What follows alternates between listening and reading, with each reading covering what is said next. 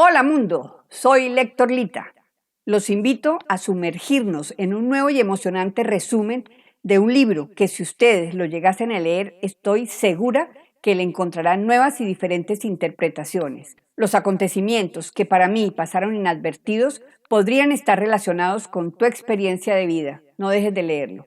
Para hoy, El general en su laberinto, del escritor colombiano Gabriel García Márquez. Vamos con una pequeña reseña. Se trata de una novela histórica del escritor colombiano que todos conocemos, Gabriel García Márquez, que fue publicada en 1989, luego de la publicación de su gran éxito que fue Cien años de soledad. Él dedicó este libro a su amigo Álvaro Mutis, que también es escritor y de quien le vino la idea de escribir el libro después de haberlo escuchado y de haber leído un proyecto que él tenía para escribir sobre el último viaje de Simón Bolívar por el río Magdalena. Así que una vez pasados 2 años y dándose cuenta que su amigo ya había olvidado el proyecto, le pidió permiso para que le permitiera escribirlo. Esta novela del general en su laberinto es un relato que mezcla la ficción con hechos históricos, narrado en tercera persona. Inicia en 1830 y se centra en los últimos meses del libertador Simón Bolívar, a quien están representando como un hombre de 46 años, envejecido, enfermo, agotado, trazando su viaje final desde Bogotá hasta la costa en un intento por salir del país y exiliarse voluntariamente en Europa, pero murió en la quinta de San Pedro Alejandrino en Santa Marta antes de zarpar. La novela deja conocer rasgos de la coyuntura política de la Gran Colombia a través de la descripción de las últimas semanas de Simón Bolívar como territorio recién independizado de la corona española. Vamos a dividir esta novela en 8 partes. Parte 1. Los enemigos políticos del general estaban alborotados, los estudiantes querían forzar un juicio público contra él, las turbas en las calles estaban saqueando las tiendas y las cantinas de los suburbios que no habían cerrado a tiempo. Fusilaron en la Plaza Mayor un general que habían rellenado de aserrín. Lo acusaban de ser promotor de la desobediencia militar. Decían que quería recuperar el poder, que quería quedarse en una presidencia vitalicia. Además, que estaba fingiendo un viaje al exterior cuando en realidad lo que planeaba era tomarse el poder de las tropas insurgentes. El general comenzó preparativos para su viaje desde Santa Fe de Bogotá hacia Cartagena de Indias, esperando salir de Colombia hacia Europa. Lo que José Palacios, su fiel servidor, había oído muchas veces y esta vez tampoco creía que esto fuera cierto.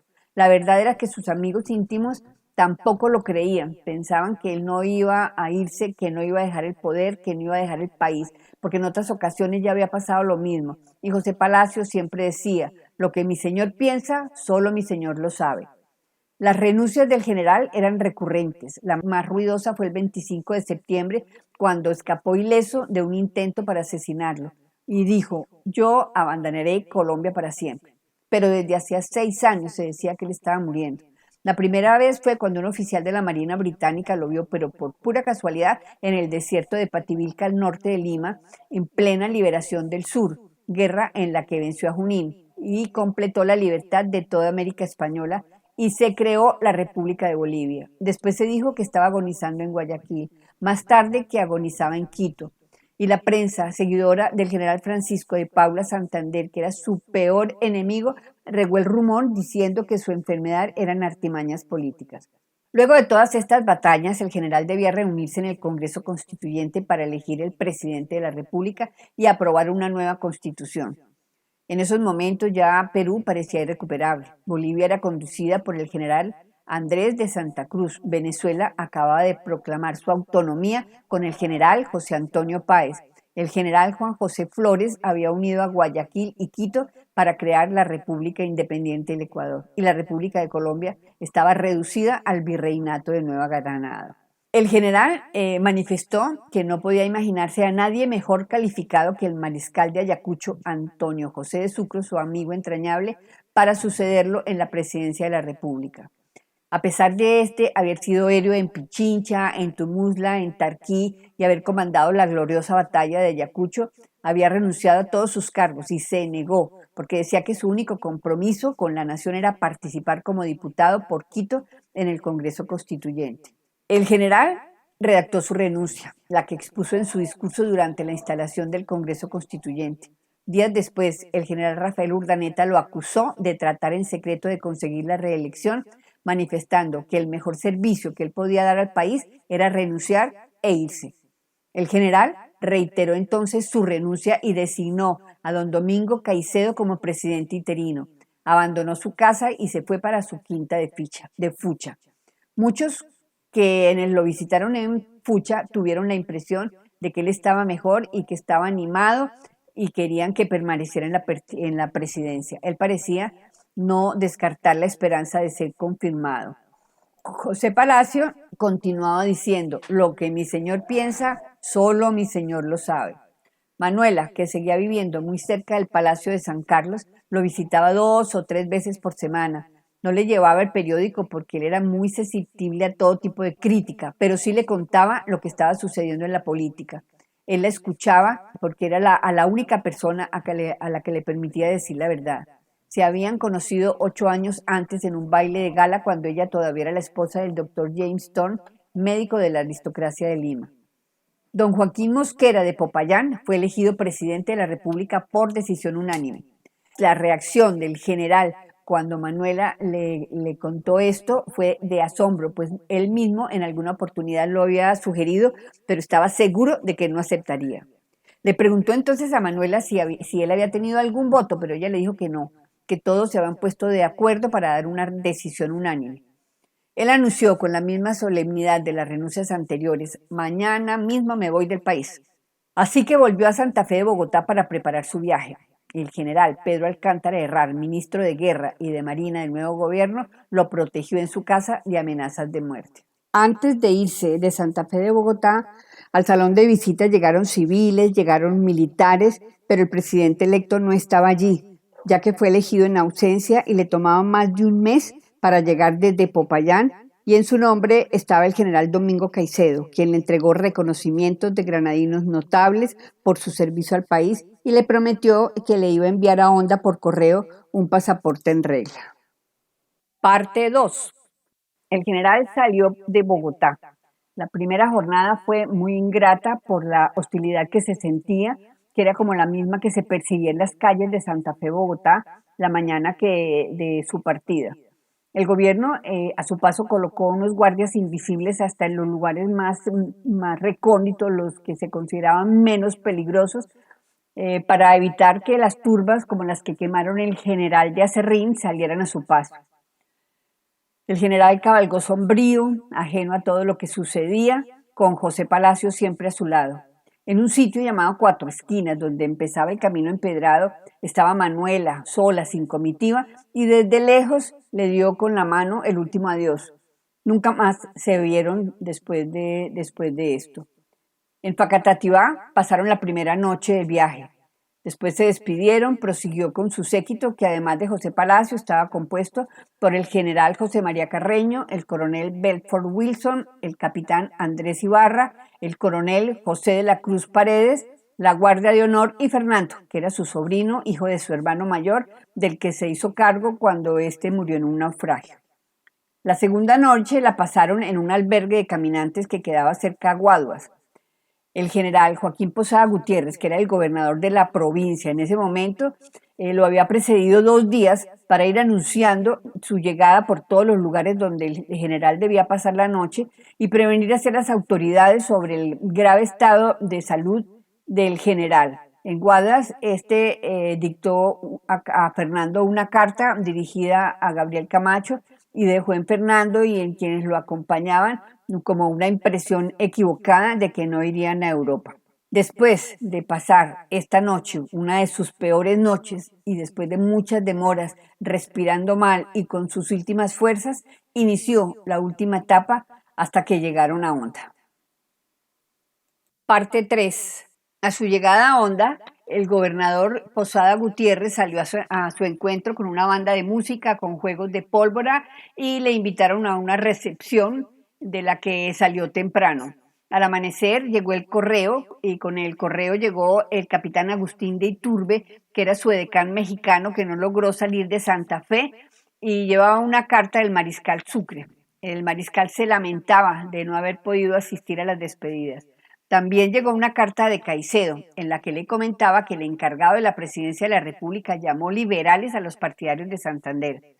El general estaba muy indignado y decía: la verdad es que no hay más partidos que el de los que están conmigo y los que están contra mí. Nadie es más liberal que yo. Esa última noche el municipio le ofreció un baile, pero él se excusó de no asistir por el cansancio. Cuando abrieron la fiesta, pusieron un vals de la Victoria y él desde lejos, en su hamaca, en su campamento, alcanzaba a oír y estaba esperando que la repitieran, pero como no la repitió, él se levantó de golpe y se presentó en el baile sin ser anunciado, porque para él el baile era una pasión que lo dominaba. Bailaba con pareja, sin pareja, bailaba solo, la música que él mismo silbaba, hasta se subía en las mesas. Eso desbarató las versiones de que estaba enfermo de muerte.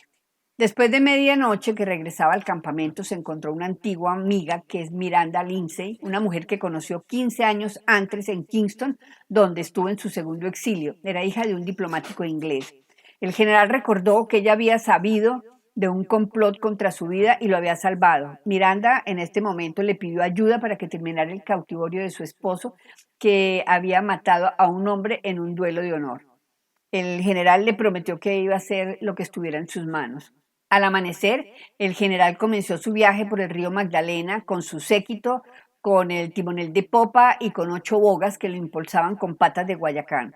El responsable de la flota era un antiguo capitán del batallón Tiradores de Guardia que se llamaba Casildo Santos. El primer día de navegación se presentó una fuerte tormenta, las aguas empezaron a encresparse, hubo truenos, hubo relámpagos, todo se estremecía y el general observaba la maniobra desde lejos, una maniobra de salvación dirigida a gritos por el capitán Santos, quien no parecía tener el suficiente genio naval para un momento como ese que era de inminente peligro. El general se dio cuenta que el capitán había impartido una orden equivocada y se dejó arrastrar por el instinto. Se abrió paso como pudo entre la lluvia, entre el viento, y salió gritando, contrariando la orden del capitán. Ahí no, por la derecha, carajo. Los bogas reaccionaron ante la voz del general porque todavía tenía un tono de autoridad irresistible. Se hizo cargo sin darse cuenta hasta que se superó la crisis. El capitán Santo humildemente se hizo a un lado y era consciente de haber confundido una vez más babor con estribor. Esa noche, cuando estaban reunidos en torno a las hogueras que encendieron en el playón donde iban a dormir, el general contó historias de emergencias navales que tenía en su cabeza, como la de su hermano Vicente, que era el padre de Fernando que murió ahogado en el naufragio. Contó también que había estado a punto de morir cuando un caballo lo arrastró cuando atravesaba el Arauca porque una de sus piernas quedó enredada en el estribo. Contó también que en la ruta Angostura, poco después de la independencia de Nueva Granada, se encontró volteado un bote en los rápidos del Orinoco y ahí vio a un oficial que nadaba hacia la orilla. Ese era Antonio José de Sucre, quien había sido poco antes ascendido a general del Ejército Libertador. En todo este tiempo, José Palacio era el único en ese viaje que no daba muestra de incomodidades ni que se quejaba por el calor. Más tarde, en esa misma jornada, recogieron por el camino a un alemán que había sido abandonado en una isla por haber maltratado a uno de sus bogas a palo. Desde que se subió, se presentó como un astrónomo, como botánico, pero en la conversación quedó totalmente claro que no era ni lo uno ni lo otro.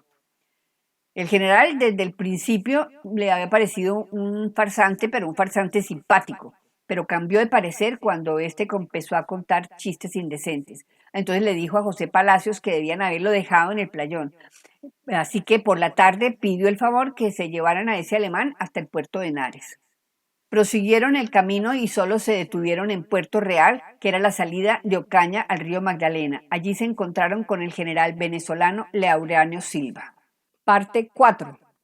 El general y su comitiva llegaron al puerto de Santa Cruz de Mompox, que era una ciudad que estaba arruinada por la guerra y por el desorden de la República, y además estaba diezmada por la viruela. Había sido durante la colonia el puente de comercio entre la costa Caribe y el interior del país, y este había sido el origen de toda la opulencia. Allí son detenidos por un oficial que les apuntaba con un cañón porque no reconocía al general y entonces gritó: pasaportes en nombre de la ley. Fernando le dijo al oficial quién era y el policía se adelantó corriendo por la orilla para anunciar a todo el pueblo las nuevas, al alguacil y quien con mucha agitación gritaba: "El presidente está en el puerto", pues muchos ignoraban que ya no era el presidente de la Gran Colombia. El general hizo un relato de todos los incidentes de su renuncia y del estado del desorden en que quedó Santa Fe a quienes lo recibieron en el puerto. Dijo que iba sin regreso, pero no dijo cuándo se iba ni para dónde, y repitió que aún no había recibido el pasaporte del gobierno para salir del país. Vieron muchos rostros afligidos por las pintas de violeta degenciada en las marcas de viruela, que era una endemia que estaba obstinada con todas las poblaciones del Bajo Magdalena. Tanto que los patriotas habían terminado por temerle más a esa endemia que a los mismos españoles. El viaje se reanudó con unos buenos augurios al caer la tarde del domingo 21 de mayo. Viajaron toda la noche con un remanso de estrellas, con un amanecer muy brillante cuando divisaron Zambrano. Pasaron esa población y la selva se hizo menos densa. Los pueblos ya se veían más alegres, coloridos y algunos con músicas callejeras. La mayoría de los oficiales, animados por la proximidad del mar, retomaron su buen ánimo, y José Laurencio Silva, en cambio, dormía de día y trabajaba de noche. La navegación era más rápida y serena y solamente tuvieron un percance que era ocasionado por un buque de vapor que pasó en sentido contrario y puso en peligro los champanes y se voltearon todas las provisiones. En la cornisa de ese buque se leía en letras grandes El Libertador. El general lo miró pensativo hasta que pasó el peligro y hasta que el buque se perdió de vista. Luego dijo: "El Libertador, pensar que ese soy yo". A la mañana siguiente arrimaron a Tenerife para reponer las provisiones perdidas. Parte 5. Llegaron 2 noches antes a Barranca Nueva y allí tuvieron que dormir en un galpón entre sacos de arroz que estaban arrumados y cuero sin curtir, porque no había nada reservado para ellos, ni tampoco estaban listas las mulas que habían encargado con anterioridad. El general llegó a Turbaco adolorido, ansioso de dormir, pero sin sueño, aunque el clima era fresco y sano por la situación que tenía sobre el nivel del mar, al contrario del clima de la costa, que era ardiente y húmedo. La noticia de su llegada llegó a Cartagena de Indias y el general Mariano Montilla, intendente general y comandante militar, preparó para el día siguiente una recepción popular, pero el general pidió que no, que por favor no, que lo dejaran solo. Estaba peor de lo que revelaba, aunque se empeñaba en ocultarlo. Él ya no podía con su alma. El color de la piel había pasado de verde pálido a amarillo, tenía fiebre y un dolor de cabeza que se había vuelto eterno, pero no permitía que se llamara a ningún médico, diciendo: "Si hubiera hecho caso de mis médicos, llevaría muchos años enterrado". Según lo planeado, al día siguiente deberían ir a Cartagena, pero le informaron que tampoco había ningún barco con destino a Europa, ni tampoco había llegado su pasaporte. Entonces, en Turbaco reventaron cohetes, instalaron muy cerca de allí un conjunto de gaitas. Los vecinos de María la Baja le llevaron una comparsa de hombres y mujeres negros vestidos como cortesanos europeos del siglo XVI, que al general le había gustado mucho en viajes anteriores, pero el general les dijo: "Llévense de aquí lejos ese bochinche". El general había sido tan pródigo con sus antiguos oficiales, simples soldados del ejército, que no le quedaba más que la cuarta parte de sus recursos para el viaje. Para la instalación en Europa contaba solamente con la gratitud de Inglaterra, a la que había hecho tantos favores. Él solía decir: "Los ingleses me quieren". Los pasajes y los gastos del viaje era la urgencia del día siguiente. El efectivo que tenía no le alcanzaba ni siquiera para pensarlo. El general de verdad quería irse, pero la solución no era renunciar. Al contrario, dictó 3 cartas a Fernando. La primera, pues respondiendo la despedida del mariscal Sucre. La segunda fue para don Juan de Dios Amador, prefecto de Cartagena, en la que le pedía el pago de 8.000 pesos de la libranza contra el Tesoro Provincial. Él decía: "Estoy pobre y necesitado de ese dinero para mi partida". La súplica fue eficaz y antes de 4 días recibió una respuesta favorable. En la tercera carta, que fue para el poeta José Fernández Madrid, ministro de Colombia en Londres, pedía el pago de una letra que el general había girado en favor de Sir Robert Wilson y otra del profesor inglés José Lancaster, diciendo: Mi honor está comprometido en ello. Pero cuando la carta llegó a Londres, el ministro Fernández había muerto. Al día siguiente, el general Mariano Montilla lo visitó junto con otros amigos y quedaron aterrados por el deterioro de su salud, la que se hacía cada vez más evidente, con los huesos visibles a través de la piel y sin conseguir fijar la mirada. Lo que más los impresionó fue la disminución de su estatura. El general Montilla, ya célebre por todos los chispazos de ingenio, dijo: lo importante es que su excelencia no se nos disminuya por dentro, soltando una carcajada. El general sonrió y cambió de tema. Hablaron de la nueva constitución, hablaron de que el general Francisco Carmona, que era fiel a su causa, había estado a punto de promover una insurrección. Hablaron que el presidente era débil, el vicepresidente un oportunista, que el presidente electo no había dicho aún si aceptaba la presidencia. El general dijo: lástima, el hombre era Sucre. Así pues que el general se quedó 29 días en Turbaco. Durante ese tiempo el general Montilla lo visitó 2 veces más y le parecía que estaba recobrando las fuerzas.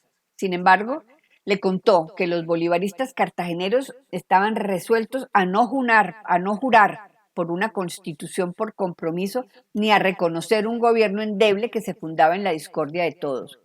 Y no les falta razón, dijo Montilla.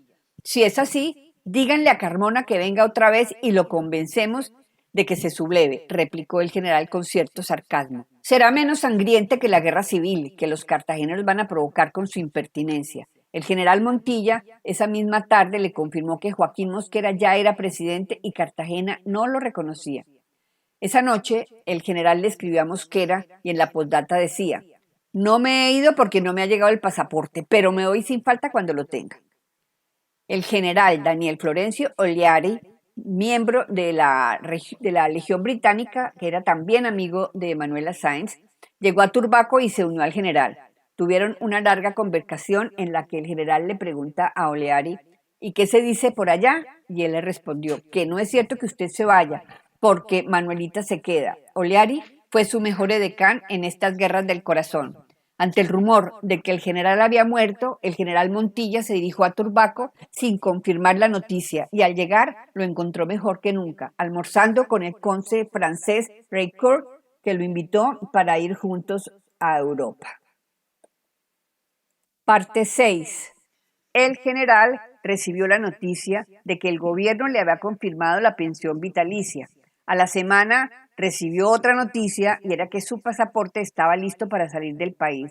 2 días más tarde decidió viajar a Cartagena, sin dar ningún tipo de explicación ni dar tiempo para despedidas. Solamente dio la orden a sus oficiales del séquito que viajaran de civil y sin armas.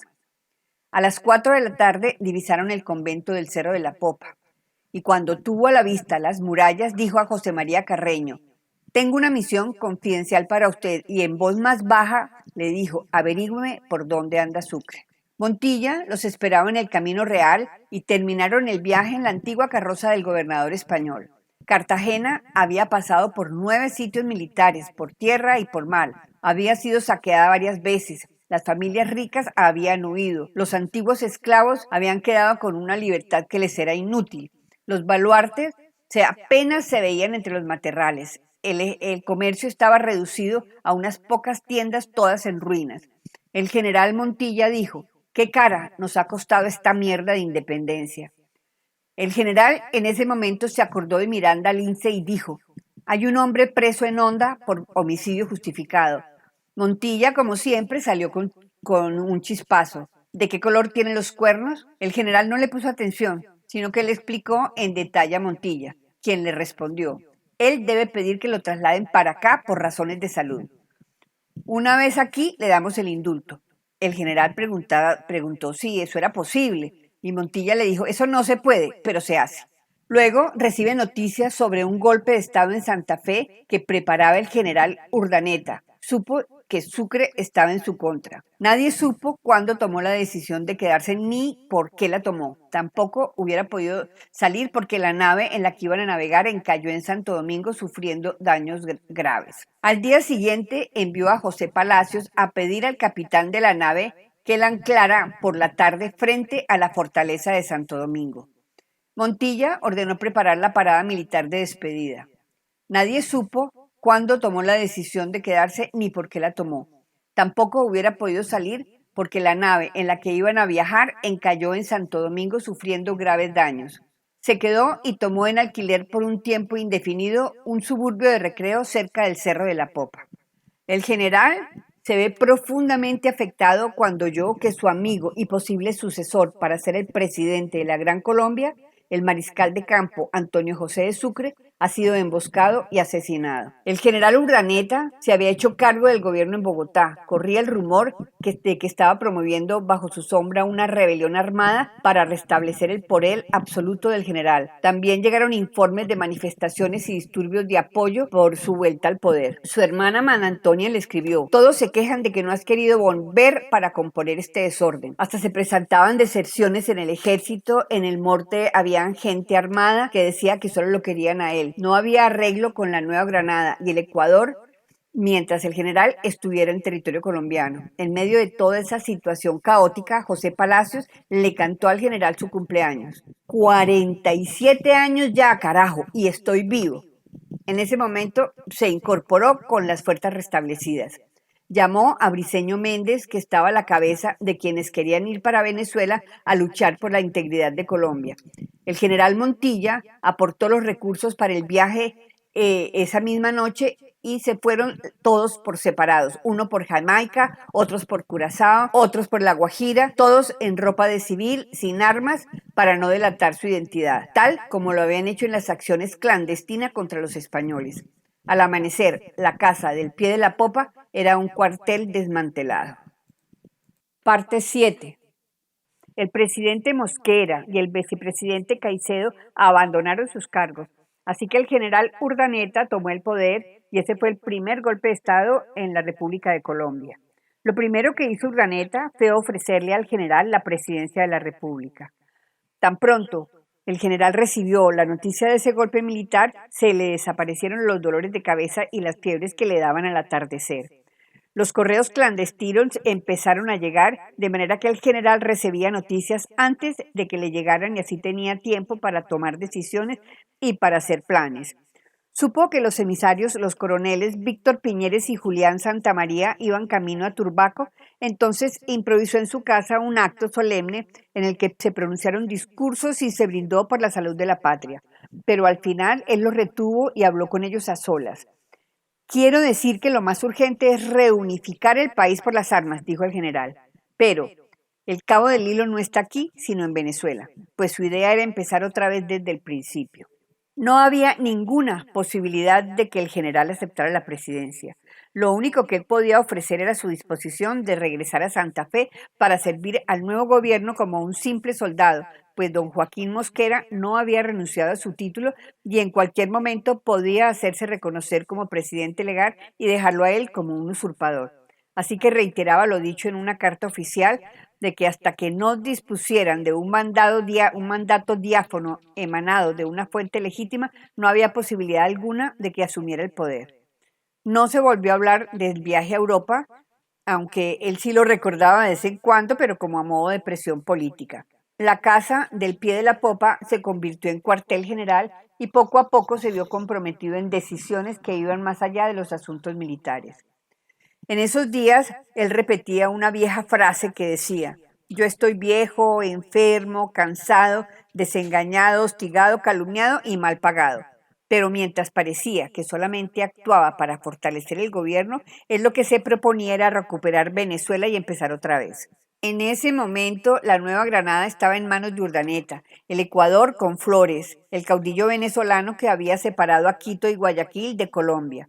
Bolivia con su amigo el mariscal de Santa Cruz, de modo que el objetivo ahora era quitarle al general Páez el dominio de Venezuela. El plan del general era una ofensiva en grande, pero la provincia de Riohacha desconoció la autoridad de Cartagena y se declaró venezolana. La expedición, compuesta por más de 2.000 hombres, zarpó de Cartagena y iba al mando de los generales Mariano Montilla, José Félix Blanco y José María Carreño. Se empezó entonces a buscar una casa para el general, una casa de campo en Santa Marta que le sirviera para seguir de cerca la guerra mientras se restauraba su salud. Entonces escribió al general Justo Briceño: Yo sigo para Santa Marta con la mira de contribuir con mi influencia en la expedición que marcha contra Maracaibo. A Urdaneta también le escribió, pero le reveló el propósito real de su viaje. Y le dijo, veré de cerca las operaciones contra Riohacha y me acercaré a Maracaibo y a las tropas para ver si puedo influir en alguna operación importante. Así que salió con poco equipaje y con poco séquito, haciendo su primera jornada hasta Turbaco.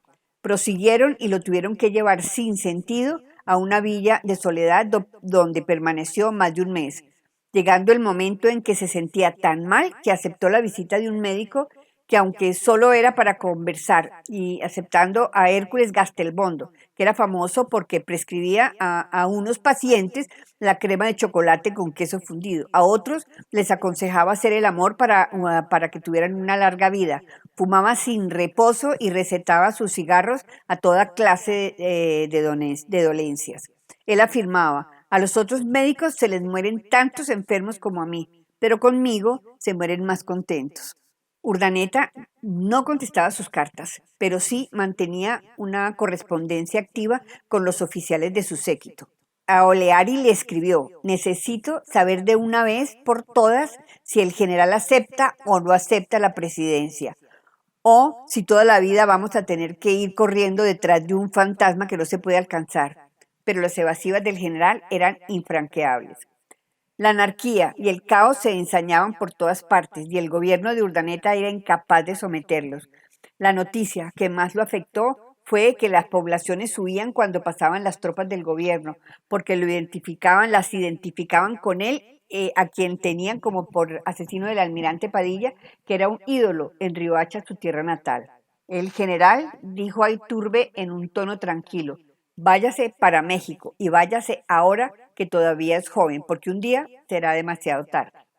De modo que Iturbe se fue con 2 cartas para Urdaneta, una de las cuales le pedía que destruyera todas las cartas anteriores y futuras para que no quedaran rastros de sus horas sombrías. Urdaneta no lo complació. Al general Santander también le había hecho la misma súplica 5 años antes. No mande usted a publicar mis cartas ni vivo ni muerto, porque están escritas con mucha libertad y en mucho desorden, pero el general Santander tampoco lo complació. El general no volvió a salir de su cuarto. Parte 8. El peligro mayor era caminar. Un día ya no pudo. Me caí de mis propios pies sin saber cómo y medio muerto, contó a un amigo. No volvió a leer y sus cartas las escribía Fernando. Pasaba las mañanas contemplando las calles, viendo pasar el burro del agua, la negra que vendía mojarras achicharradas por el sol, a los niños que salían de las escuelas y al párroco que lo bendecía desde el atrio de la iglesia. Le llegó desde Santa Marta un recado misterioso del general Montilla, que decía, el hombre ya es nuestro y los trámites van por buen camino. Montilla lo que quería decir era que el marido de Miranda Lindsay había sido trasladado de la cárcel de Honda a la de Cartagena y el indulto era ya cuestión de días. Dictó una carta a Wilson pidiendo a Urdaneta un pasaporte nuevo para poder abandonar el país, pues el que el gobierno le había dado ya carecía de valor. Esa fue la única y última explicación que dio para cancelar el viaje. Hay que irse para Riohacha a ver si logramos nuestros generales ilustres se decidan por fin a ganar. Ya no es ni siquiera una necesidad de la guerra. Les dijo, esto es un asunto de honor. El general se embarcó de buen ánimo en el bergantín Manuel, que el señor Joaquín de Mier le puso a su disposición y se fue a temperar en su ingenio de San Pedro Alejandrino, para reponerse de sus muchos males o seguir de largo para Riohacha a intentar otra vez la redención de las Américas. No creo siquiera que soporte la travesía, dijo el doctor Gastelbondo, pero que se vaya, cualquier cosa es mejor que vivir así. El general Montilla se asustó tanto de su estado que antes de proceder al desembarco lo hizo ver del doctor Knight y ese determinó que lo llevaran a tierra en silla de brazos. Solo atravesaron la avenida hasta la casa de la aduana vieja, que era la más antigua construida en el país y estaba recién restaurada. Le prepararon el dormitorio del segundo piso con vista a la bahía, pero él pasaba la mayor parte del tiempo en la sala principal donde colgaba una hamaca. Allí estaba también el vasto mesón de caoba labrada sobre el cual 16 días después su cuerpo sería expuesto en cámara ardiente. Solo él no parecía creer que estuviera tan cerca de ese destino. En cambio, el médico francés que el general Montilla llamó de urgencia a las 9 de la noche no tuvo necesidad de tomarle el pulso para darse cuenta de que había empezado a morir desde hacía años. El estado del enfermo se había deteriorado aún más en el fin de semana, aunque el estado de ánimo no correspondía con su prostración, pues actuaba como si los males que lo estaban matando no fueran más que molestias banales. Durante el día se esforzaba por demostrar su diligencia de otras épocas. Llamaba a Ibarra y a Wilson, a Fernando, a quien estuviera más cerca, para instruirlos sobre las cartas para dictar disposiciones para el destino de sus allegados. Al general José María Carreño lo puso en el camino que había de llevarlo con los años a ser presidente encargado de Venezuela. Pidió a Urdaneta cartas de servicio para Andrés Ibarra y José Laurencio Silva, de modo que pudieran disponer al menos de un sueldo regular en el futuro.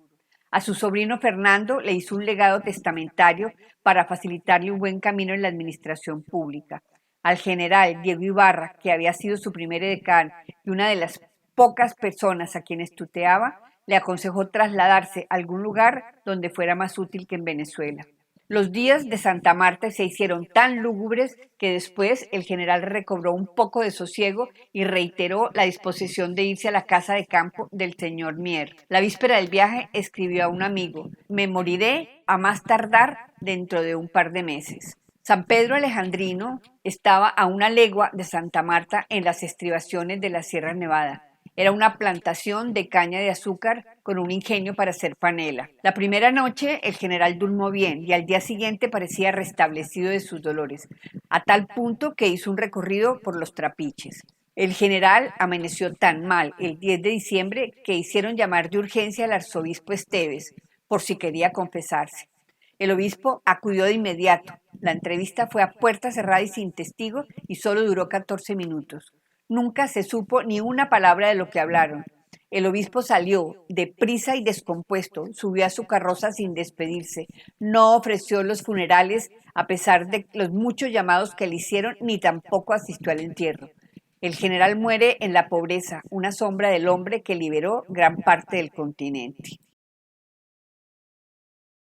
En mi opinión, este libro, así como muchos otros de Gabriel García Márquez, son de mis favoritos. Me sacan del lógico transcurrir de los días y me permiten activar la imaginación para recrear en mi mente todas las aventuras y situaciones diferentes y fantásticas que parten siempre de una realidad.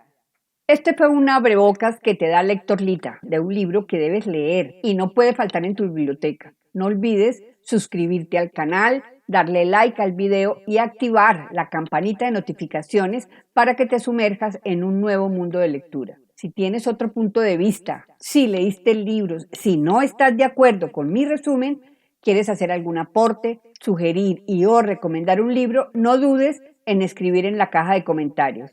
Hasta la próxima experiencia. Se despide Lector Lita.